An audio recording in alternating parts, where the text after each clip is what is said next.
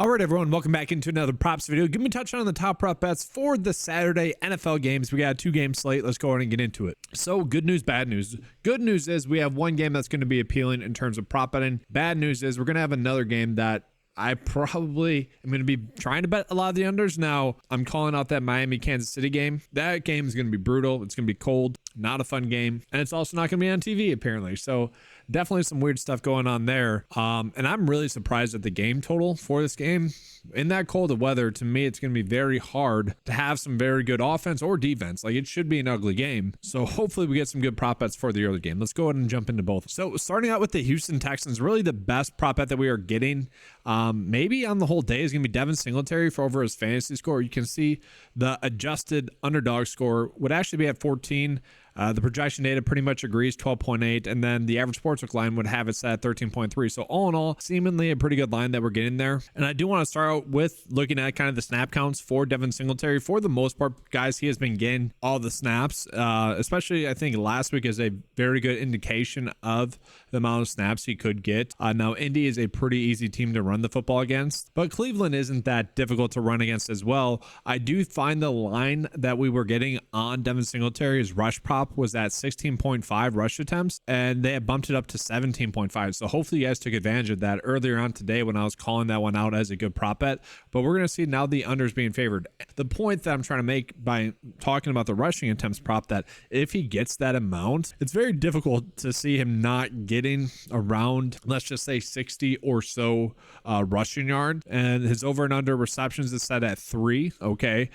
Tack on, let's say 13.5 receiving yard, it's likely that he probably does get his over fantasy score. So I can get behind that being one of the better prop bets that we have.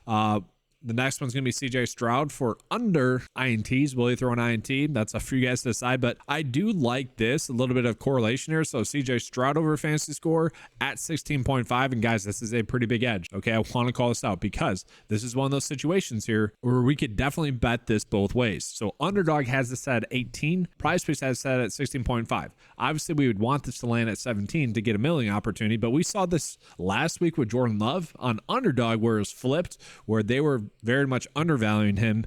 Now, I will say that the average sportsbook line being at 17.4, not the best. It is telling us that the middle probably will hit. But all in all, we can see we are gaining an edge really on both sides. But obviously for this here, we could stack it with Nico Collins. So I really don't mind that. Do we really want to run Singletary with CJ Stroud and Nico Collins for over fantasy score? Yeah, I don't know. That probably is where it gets a little bit too thin, guys. So we would have to pick and choose. Do we want to go Nico and CJ Stroud? Do we want to go Devin Singletary? It's going to be one or the other. That's really up to you guys to figure out which one you like. I will say, to me, Nico Collins is going to get peppered a lot with targets. Like, we know that for sure. I shouldn't say for sure. I never like to insinuate a guarantee.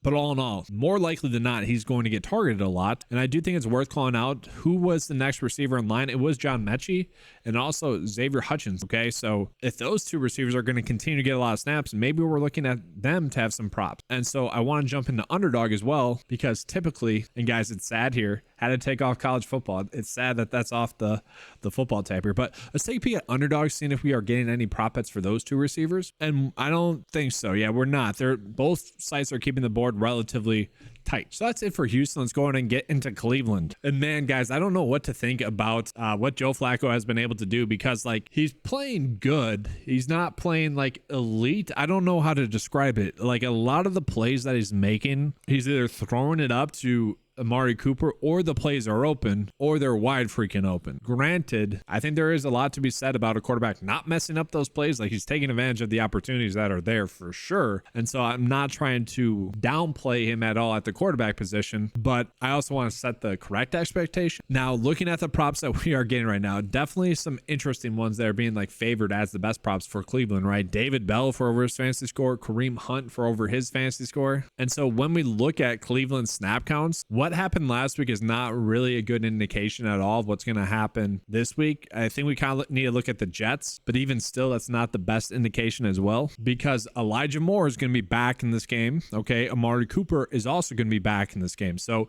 the question becomes, how many snaps are we expecting from David Bell in this game? And honestly, guys, that is a very difficult question to answer. It really is. Like, Tillman was playing a lot of snaps. We know that. But are they really going to go in on David Bell to be that receiver number 3 in this offense? In 11 personnel, is he going to be that receiver? I mean, probably. I think that is the safe assumption. And if that occurs, sure, this is too low of a line. And if we take a peek at Cedric Tillman, what he had been doing recently, kind of been a little bit hit or miss given the line that we have on him, where the over fantasy score is being favorited.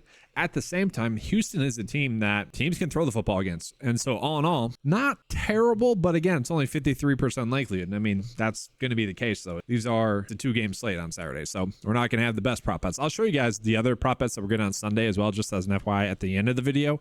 Kareem Hunt over rush attempts. I feel like that's very much game dependent. I do. If you guys think that they're going to be playing with the lead, which they definitely could be, then yes, Kareem Hunt over 7.5 rush attempts, I feel like is a good prop bet because for some reason they don't want to rush Jerome Ford too much. Now it is a playoff game. I think we might see more of Ford and more of Kareem Hunt than maybe we did during the regular season. Maybe we don't see as much as strong. All in all, probably a little bit too thin. And then from there, guys, the prop bets that we are getting are a little bit too thin from there. And so, yeah, not much there. I will say Jerome Ford over rush attempts on underdog. That is seemingly a good prop bet. Let's go ahead and get into this other game. I'm not that excited to cover it. And I'm just going to put both teams into this because, again, I'm not that excited to cover it, but let's look at it. So the reason I'm not excited to cover it is literally because of the temperature. It's like with wind chill, it's supposed to be like minus 30. Like they should not be playing this game. I honestly think that, or they should not be playing that game when they are as a night game. They should not be playing it outdoors. Like it's just, and I said more for the fans as well. Like the players are going to be all jacked up on thermogenics and they're going to have their heat warmers and whatnot. They're going to have all the stuff, but it's basically everyone else that is I kind of feel bad for. Like, I don't know. I know fans don't have to go to the game. The tickets for that game is like $44 right now. I get that. At the same time, it's an unfortunate situation. Let's just put it that way. And it's on Peacock. Like the NFL is trying to force people into watching that game. And so, like, it feels like a stay away game. It just really does. But looking at, we are getting some interesting props. I don't care about the Tua Tagovailoa rush yards. Really don't care about that at all. We are seeing Noah Gray potentially over receiving yards. I'm actually okay with that because we have seen Noah Gray playing a decent amount. I mean, I'm almost expecting him to play about 50% of the snaps. Now, these two teams did meet on earlier on this season. He played about 53 in that game. He has kind of been, in a way, Mahomes' third most reliant pass catcher. Now, I would argue we should be seeing more of Richie James. We'll see. But we got to remember, this is a pretty good matchup as well going against Miami. So, again, don't care about this game, week 18. Like, starters didn't play. He didn't play that much in that game either. So, really what we're looking at is going to be all his full sample here. So, 17 yards, 537. Buffalo 0, Green Bay 2. Against Miami though, guys, 34. And I do think it's going to be hard to throw the football. I really do. But that might lead to shorter, easier passes. And so I don't mind that. We are seeing that one of the better ones is actually Jalen Waddle for over 10.5 for a fantasy score. Yeah, if this game wasn't going to be played in a cold game like it is, I would definitely agree with that. I'd be like, yeah, that's a great one. Let's hammer that one home. I don't want to touch that. If you guys do, by all means, go for it. If you guys are not worried about the weather at all, by all means, go for it. Same thing with Justin Watson here. Like, I do agree that this is a pretty good bet for his over fantasy score, assuming he's going to play 40% of the snaps. But again, I just don't want to target the pass catchers. Isaiah Pacheco, I think he's going to struggle rushing the football. I think that is a good under fantasy score.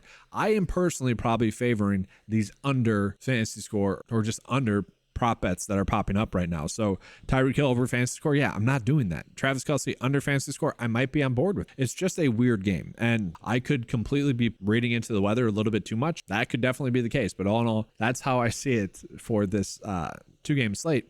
And all in all, probably not a slate that we need to attack too much. And so just showing you all the best prop bets that we are getting on underdog. I'm literally going to route these two as like the bet of the day. Maybe Njoku for under his fantasy score as well. It's a 3-slip bet. I actually might do that. But yeah, let's take a peek at all the prop bets that we're getting for playoffs. Cooks for under fantasy score, one that's popping up. I don't know if I agree with that. Going against my Packers, he might have a good game. Puka for over fantasy score is one that's popping up. Chase Edmonds to get a catch, basically. That's interesting. Joe Flacco actually for under fantasy score. That's one that's popping up. That's interesting. I might actually get behind that.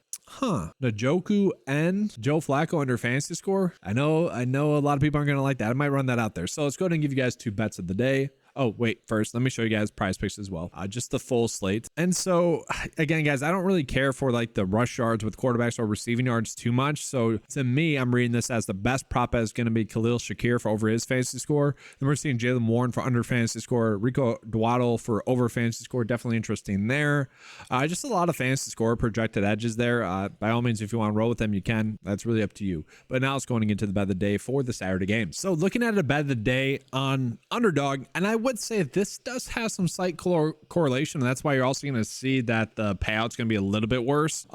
So Joe Flacco, David Njoku for under fantasy. If we are betting that, like the data suggests that we should do, I think that's going to come because maybe someone like Jerome Ford has a good game. But also, if Njoku and Joe Flacco are getting their less than fantasy score, I do think that does increase the likelihood of someone like Riley Patterson maybe having to kick 2 field goals and then gain an extra point as well. So all in all, I do think that correlates pretty well. And then this actually did get bumped down to 17.5, so not as big of an edge as it originally seemed, but still not terrible. I do respect the Cleveland defense, but you guys will see on prize picks I'm going to bet is over. So it is weird.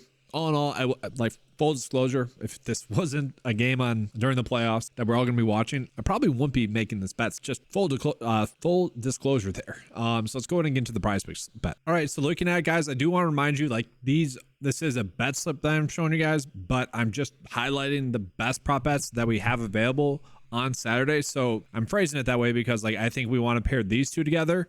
And with that, I don't know if you would exactly want to pair Devin Singletary together. Now, if you're writing out a 6 slip bet, you can. You know, obviously we typically want to chase the correlated slips, but all in all, it's a 2-game slate. We're not going to really have the best prop bets that we can. Too much so. This is something that if you guys are trying to look for bets, like be on the 9 to 5 prize picks cheat sheet for prize picks for all the sports as well as for Underdog as well. Just be checking that maybe before you place bets tomorrow or whenever you guys are watching this video, if you guys are site members. David Bell was the one that was popping up as well, 4.5 for over fantasy score. Again, guys, like if it wasn't for it being NFL Saturday playoffs, probably wouldn't be doing much of these. You know, if this was a normal Sunday, like where we have a plethora of great bets, probably wouldn't be doing that. And then I do think that for the Kansas City Miami game, I am going to be looking at which prop bets are the ones that are the most favorable to have the under fantasy score. I'm going to roll with those. And so Tua under fantasy score, I'm fine with that. Isaiah Pacheco for under fantasy score, not as much okay with it. At the same time, it wouldn't take much for him to get a stinger and have to sit out the game.